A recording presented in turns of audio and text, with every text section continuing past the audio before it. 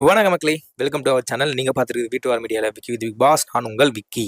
டே 4 சம்பவம் பார்த்தீங்கன்னா, அதிகாலை 5 மணிக்கு தண்ணி திறக்கப்படுது. தண்ணி பிடிக்க ஆள் இல்லை. எங்கடா ஆளுன்னு பார்த்தா உள்ள இருக்க அமுருன்னு தூங்கிட்டு இருக்காரு. போச்சு, நீங்க அவ்வளவுதான் போல அப்படின்னு நினைக்கிறப்ப விக்ரம் பார்த்துட்டாப்ல. விக்ரம் ஓடி போய் எழுப்பலான்னு பார்த்தா அது சூப்பர் டெலிக்ஸ்ல பார்த்துட்டு இருக்காரு.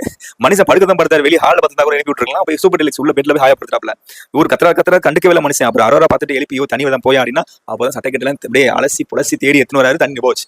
அவ்வளவுதான். தண்ணி நின்னதுக்கு அப்புறம் இங்கே படுத்துட்டாப்ல. இங்கே உட்காந்து பார்த்துட்டு இருக்காரு. அதிகாலை திருப்பி ஒரு 5:30 மணி தண்ணி வருது, பிடிக்கலான்னு போனா திருப்பியும் நின்று போச்சு. அவ்வளவுதான், விடிஞ்சு போச்சு. இன்னைக்கு ஒரு சம்பவம் இருக்கிறா அப்படின்னு சொல்லிட்டு அமிர்தம் ஓரமா உட்காந்துட்டு இருக்காரு விக்ரம். அவ்வளவுதான் போயா நீ அப்படின்னு சொல்லிட்டு லாஸ்ட்ல கீழே சின்ன தண்ணி எல்லாம் அப்படி வந்து எடுத்து ஊத்துட்டு இருக்காரு அமிர்தம். ஒரு மாதிரி இருக்கும் இல்ல, அதுக்காக பதட்டம் இருக்கும்ல. ஏன்னா பிக் பாஸ் வீடியோ டாஸ்க் வந்திருக்கோம், மிஸ் பண்ணிட்டோம், கண்டிப்பா எப்படா சான்ஸ் கிடைக்கும் அடிக்கலான்னு பாக்குற இடத்துல இவர் பெரிய சான்ஸ் கொடுத்துருக்காருன்னு சொல்லிட்டு இதெல்லாம் பண்ண முடியுமான்னு சொல்லி தண்ணி வந்து கையில அள்ளி போட்டுட்டு இருக்காரு. நம்ம விக்ரம் பாராட்டணுங்க. சரி விடுங்க, ஸ்குவாட் போட்டுக்கிறேன்னு நினைச்சிட்டு அவரும் கூட சேர்ந்து அள்ளி போட்டுருந்தா அப்படி. அவங்க தான் திருப்பி பண்ணிட்டு இருக்காங்க. விடிஞ்சு போச்சு. திவாகர் வந்து பக்கெட் தூக்கிட்டு வராரு. வந்து ஸ்விமிங் பூல் தண்ணி அப்படி அலசி எடுத்துன்னு போறாரு நம்மளோட காலை கடனை முடிக்க. என்ன ஒரு அப்படியே எடுக்கூடாது அப்படின்னு சொல்லிட்டு கமருதீனும் விக்ரம் சொல்றாங்க. கண்டிப்பா இல்ல, நீ அவன் என்ன பேசுறா போ அப்படின்னு. ஒரு திருப்பி வராரு. திருப்பி வந்து வாட்டர் பிடிச்சிட்டு போறாரு. கமருதீன் கத்துறாங்க, கஷ்டப்பட்டு தண்ணி பிடிச்சிருக்கோம், நீ கண்டிப்பா நீ பாட்டி இஷ்டத்துக்கு காலை ஸ்விமிங் பூல் எடுத்துன்னு போறேன், இப்ப பக்கெட் இந்த வாட்டர் கலர் பிடிச்சிட்டு போறேன்னு கேட்கறவங்க கண்டுக்கவே இல்லை. உள்ள போயிட்டு இந்த மாதிரி கேட்கறாங்க. அவன் கேட்ட நான் பதில் சொல்லணும். அவர் என்ன பெருசா பெரிய இவன் மாதிரி பண்ணிட்டு இருக்கான், என்ன பாடி ஷேமிங் பண்றான். அவன் பேசினா நான் வந்து பதில் சொல்லணும் அவசியம் கிடையாது. சபரி தம்பி தான் மரியாதை. அவர் யோகா பண்ணிட்டு இருக்காரு, கட்டுக்க மாட்டேன்னு சொல்லி நம்ம திவாகர் பேச உடனே நம்ம விஜய் பார்வதி வந்துருவாங்க சப்போர்ட்டுக்கு. பார்வதி கொண்டா திவாகரும், திவாகர் ஒண்ணுனா பார்வதியும் வந்துருவாங்கல்ல. அந்த மாதிரி பேசிட்டு அவ்வளவுதான். பேசி முடிச்சதுக்கு அப்புறம் வந்து மார்னிங் டாஸ்க் ஒன்று வைக்கிறாங்க. திவாகர் அகாடமி, வாட்டர்மேன் அகாடமி நினைக்கிறேன், வாட்டர் அகாடமி சம்திங் ஏதோ ஒரு அகாடமி பேர் வச்சு நம்ம திவாகர் நடிப்பு அரக்கனாகி திவாகர் அவர்கள் உள்ள இருக்கவங்களுக்கு ஒரு கேரக்டர் கொடுத்து நடிக்க சொல்லி அது யார் பெஸ்டா நடிக்கிறாங்களோ அவங்களுக்கு வந்து இவர் நடிப்பு அரக்கன் பட்டத்தை கொடுக்கணும்னு சொல்லி டாஸ்க் ஒன்று வைக்கிறாங்க. இவர் வந்து திவாகர் சொல்லி கொடுத்து அங்க இருக்கும் ஆக்ட் பண்ணணும்னு சொல்லி பண்ணாங்க போல இருக்கு. எனக்கு தெரிஞ்சு நான் லைவ் பார்க்கல. 1 hour ஷோல பாத்தீங்கன்னா ஒரு 3 பேர் பர்ஃபார்ம் பண்ண போட்டுருந்தாங்க. நம்மளோட துஷார் வந்து இந்த சுல்லான் மாதிரி பண்ண சொன்னாங்க. சூப்பரா ட்ரை பண்ண நல்லா அட்டெம்ப்ட். அதுக்கப்புறம் நம்ம வந்து கானா வினோத் அவர்கள் வந்து காதல் பரத் மாதிரி பண்ணி சொல்லி சொன்னாரு. அடிச்சு பிடிச்சிட்டாப்ல மனுஷன். அவ்வளவுதான், நவுத்தி விட்டாரு. ஒரு மாதிரி பயங்கரமா பண்ணாரு. அதுக்கப்புறம் பாத்தீங்கன்னா ஃபைனலா விக்ரம வந்து கட்டபொம்மன் மாதிரியும் அப்புறம் வந்து இந்த வெள்ளக்கரை மாதிரியும் பண்ணணும்னு சொல்லி நம்ம திவாகர் நடிச்சு கட்டி ஒரு நடிச்சாரு. இந்த டாஸ்க் நான் எப்படி பாக்குறேன்னா, திவாகர் வச்சு இது பண்ணாரு. திவாகருக்கு வந்து அவரு சில விஷயங்கள் பண்ணிட்டு இருக்காருல்ல, பாரியா நடிப்புனா எப்படி இருக்கணும் பார்த்து கத்துக்கியா அப்படின்ற மாதிரி. அவர் ஒரு க்ளோஸ் பாத்தீங்கன்னா ஆக்ட் பண்றப்ப திவாகரோட ஃபேஸ் ஜூம் பண்ணி காமிச்சாங்க. அவருக்கு ஒரு மாதிரி இருந்தது. கைத்தடி சூப்பர் பண்றாரு. இங்க ஏதாச்சும் புரிஞ்சுக்கணும். திவாகர் இருக்கிற ஒரு பிளஸ் பாத்தீங்கன்னா கான்ஃபிடன்ட் லெவல் பயங்கரமா ஹைல வச்சிருக்காரு. பட் ஆனா அந்த கான்ஃபிடன்ட் லெவல நம்ம சரியா பண்ணல, சரியா நல்லா கத்துக்கிட்டு பண்ணுங்கிறத ஃபோக்கஸ் பண்ணாருன்னா நல்லா வரலாம். பட் ஆனா அவர் சரியா பண்ணலங்கிறத புரிஞ்சுக்காம நான் பண்ற அந்த கோமாளித்தனம் தான் பெஸ்ட் அப்படிங்கிற ஒரு கான்ஃபிடென்ட்ல இருக்கிறது சரியில்லை. அதை வந்து தெளிய வைக்க தான் பிக் பாஸ் வந்து சில டாஸ்க் எல்லாம் கொடுத்துட்டு இருக்காரு போல இருக்கு. ஆனா மனுஷன் இதை புரிஞ்சுக்காம உள்ள போயிட்டு, சார் இப்ப நீங்க வாட்டர் மெலன் அகாடமி வச்சீங்களே, அதே மாதிரி பிசியோதெரபி அகாடமின்னு வைங்க சார், நான் வந்து நிறைய பேருக்கு இது பண்றேன் சார் சொன்னேன். திருப்பாயிடுச்சு. நீ உன்னையா இவன் ஒன்னும் திருந்தலாமா அப்படின்ற மாதிரி தான் இருந்தது. அப்புறம் பாத்தீங்கன்னா மார்னிங் இந்த தண்ணியை விட்டாருல, அதுக்கு வந்து ஒரு பஞ்சாயத்து வைக்கணும் அப்படின்னு சொல்லி பிக் பாஸ் எல்லாரும் கூப்பிட்டு இது மாதிரி வாட்டர் இன்சார்ஜ் யார் அப்படின்னா நம்ம கமருதி வந்துக்கிறாரு. இந்த மாதிரி தண்ணி எவ்வளவு இருக்கு சார்? கம்மியா தான் சார் இருக்கு. ஏன் இல்ல சார், தண்ணி வந்து நான் குடிக்க மிஸ் பண்ணிட்டோம். எத்தனை தடவை மிஸ் பண்ணீங்க அப்படின்னு கேட்டேன். சார் ஒரு 4 தடவை வந்து ஒரு தடவை மிஸ் பண்ணிட்டேன் போல இருக்குன்னு. உட்காருப்பா, இந்தா பிக் பாஸ் ஃபர்ஸ்ட் குறும்படம்னு சொல்லி நான் ஒரு படம் போடுறேன் பாருங்க அப்படின்னு குறும்படம் போட்டு காமிச்சாரு. பார்த்தா இவங்க தண்ணி எத்தனை தடவை விட்டாங்கிறது வந்து ஒரு 4 தடவை விட்டுருக்காங்க. போட்டு காமிச்சு எல்லாருக்கும் ஒரு மாதிரி ஆயிடுச்சு. அப்புறம் அவ்வளவுதான். சொன்னல பிக் பாஸ் ஹவுஸ் யாரோ தப்பு பண்ணா கண்டிப்பா அடிக்கணும்னு அந்த மாதிரி மாத்தி அடிக்க ஆரம்பிச்சேன் கமருதீனை. இந்த இடத்துல கொஞ்சம் யோசிச்சிருக்கலாம். ஏன்னா சண்டை போடுறப்பயே தண்ணி கொஞ்சம் மிஸ் ஆயிருக்கு. அப்ப யார் காரணம்? ஏதோ ஒரு ரீசன்ல வந்து ஆயிடுச்சு. Okay done. எப்பவுமே இதுதான் இந்த ஒரு பேடான சிச்சுவேஷன்ஸ் தான் யார் எப்படிப்பட்டவங்கிறத காட்டும். இந்த இடத்துல நான் பெஸ்டா பாக்குறது வந்து சபரி வந்து அப்ரிஷியேட் பண்ணக்கூடிய விஷயம். அவர் வந்து பொறுப்பெடுத்துட்டாரு. தண்ணி வாட்டர் இன்சார்ஜ் வந்து நானும் ஒரு கமருதி நான் தான் யார் மிஸ் பண்ணாலும் நாங்க 2 பேரும் பொறுப்பெடுத்துக்கிறோம்னு சொல்லி உள்ள வந்தாரு. அதே மாதிரி வந்து பிக் பாஸ் வீட்டுல இருக்க எல்லாருமே வந்து ஆமாப்பா இந்த மாதிரி சண்டை போறப்பே மிஸ் ஆயிருக்கு, மேபி எல்லாருமே கவனிச்சிருக்கணும். அது நம்ம கமருதி நைட் இருக்காருன்னா கூட யாரா ஒருத்தர் சப்போர்ட். தனி ஒரு மனுஷனா எப்படி தூங்காம கோர முடியும்? எப்படி கண்ட்ரோல் பண்ண முடியாது?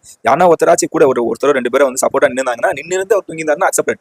இவங்கலாம் போய் தூங்குவாங்க. இந்த மனுஷன் மட்டும் போயிட்டு எல்லாருக்காண்டி தண்ணி விடிய உட்காந்து முடிச்சு பிடிக்கணுங்கிறது என்ன கதை? அந்த மாதிரி திட்ட ஒரு கடத்துல வெளியிட்டாரு. ஆதிரைக்கு இவருக்கு பயங்கர வாக்குவாதம் ஆயிடுச்சு. ஆதிரை என்னட்டாங்கன்னா, ஐயோ நீ வந்து தண்ணி பிடிக்கிற இடத்துல நீ இருக்கிறதே கிடையாது, எனக்கு தெரிஞ்சு சபரி மட்டும் தான் பண்ணிட்டு இருக்காரு, நீ இருக்கிறது இல்லைன்னு கடுப்பாயிட்டா மனுஷன். ஆல்ரெடி வெக்ஸ்ல இருந்த மனுஷன் அவ்வளவுதான் இறங்கிட்டாங்களா ஆற சண்டைக்கு வரன்னு சொல்லி மாத்தி அடிச்சுட்டு அதுக்கப்புறம் 2 பேரும் ஒரே சீர தானே. அதுக்கப்புறம் காம்ப்ரமைஸ் செய்யறாங்க. அப்புறம் கமருதீன் சொல்றாரு, நான் ஆல்ரெடி அடி வாங்கி பார்த்துட்டு இருக்கேன், நீ வந்து அந்த ஆறுதலா சொல்லி தட்டி கொடுப்பேன்னு பார்த்தா எப்படி பண்றீங்க? ஒன்னே ஆதிரை தட்டி கொடுத்து சரி விடுங்க பாத்துக்கலாம் அப்படின்னு போறாங்க. அப்புறம் ஃபைனலா பாத்தீங்கன்னா நான் அப்படின்னு சொல்லி ஸ்டோரி டாஸ்க் ஒன்று வச்சிருந்தாங்களே, கதை அவங்க லைஃப் ஸ்டோரி சொல்லணும்னு சொல்லிட்டு அதுல ஆரம்பிக்கிறாங்க. ஆல்ரெடி 3 பேர் சொல்லிட்டாங்களே. இந்த 3 பேர்ல பாத்தீங்கன்னா வந்து நம்மளோட ஆதிரை சொல்றாங்க. ஆதிரை வந்து ஒரு 2 நாள் சூப்பரா பண்ணாங்க. அவங்க ஸ்டோரி பயங்கரமா இருக்கும்னு பார்த்தா அந்த அளவு இல்ல. நார்மலா எல்லாருக்கும் இருக்கிற ஒரு காமனான ஒரு லைஃப் ஸ்டோரி மாதிரி தான் இருந்தது. 2வது பாத்தீங்கன்னா நம்ம பிரவீன் காந்தி அவர்கள் தான் வந்து ஸ்டோரி சொல்ல ஆரம்பிக்கிறாரு. நான் அப்படிங்கிற டாபிக்ல வந்து அவர் வந்து ஒரு ஸ்கிரிப்ட் சொல்ற மாதிரி இருந்துச்சு. ஆரம்பத்துல எல்லாருக்குமே பாக்குறப்ப இருந்துச்சு. பட் ஆனா காத்திருந்திருக்கலாம். ஃபுல்லா சொல்லி முடிச்சதுக்கு அப்புறம் அவர் வந்து இதுக்கு சம்மந்தமே இல்லாம சொல்லியிருந்தாருன்னா முடிச்சதுக்கு அப்புறம் என்ன சொன்னீங்க கேட்டிருக்கலாம். பட் அவர் விஷயம் பண்ணிட்டு பேசிட்டு இருக்கப்பயே வந்து இந்த விஜய் பார்வதி இன்ட்ராக்ட் பண்ணாம இருந்திருக்கலாம். Worst behaviour. ஆனா விஜய் பார்வதி வர ஒரு மாதிரி பயங்கரமான ஹேட்டர் சம்பாதிச்சிட்டு இருக்காங்க. ஏன் பண்றானே தெரியல. அப்புறம் மனுஷன் வந்து திருப்பி ஓவர் கம் பண்ணி அவர் சொல்ல ஆரம்பிச்சாரு. இது மாதிரி எனக்கு நமக்குள்ளேயே வந்து ஒரு 2 நான் இருப்பான். ஒருத்தன் நம்மளை வளர வைப்பான், ஒருத்தன் நம்மளை வந்து வளர்ச்சியை வந்து தடுத்து நம்மளை வந்து திருப்பி கீழே போட்டு மிதிப்பாங்கிறத வந்து சூப்பரா பயங்கரமா அவரோட லைஃப் ஸ்டோரியை வச்சு எக்ஸ்பிளைன் பண்ணாரு. 15 வயசுல வந்து அசிஸ்டன்ட் டைரக்டரா போனாராம். ஒரு 20 வயசுல 18 வயசுல சம்திங் ஏதோ பண்ணேன். இப்போ 23 வயசுல தான் வந்து ரட்சகன் டைரக்ட் பண்றேன்னு சொல்லி பயங்கர மோட்டிவேஷனா பேசினாரு.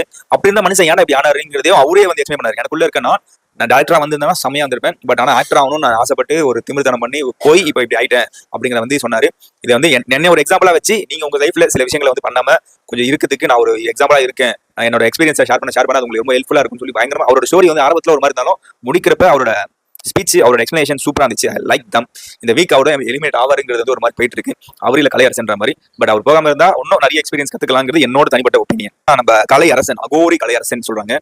கலையரசனை பத்தி அகோரித்தனமா அவர் பண்ண நிறைய விஷயங்களை பார்த்திருப்போம், நிறைய கான்ட்ரவர்சிக்குள்ள மாட்டதை பார்த்திருப்போம். ஆனா அதுக்கெல்லாம் முன்னாடி இந்த கலை வந்து அவரோட கலைக்காக என்னென்ன பண்ணாருங்கிறது வந்து யாருக்குமே பேச தெரியல. எனக்குமே இன்க்ளூடிங் மீ உட்பட யாருக்கும் தெரியல.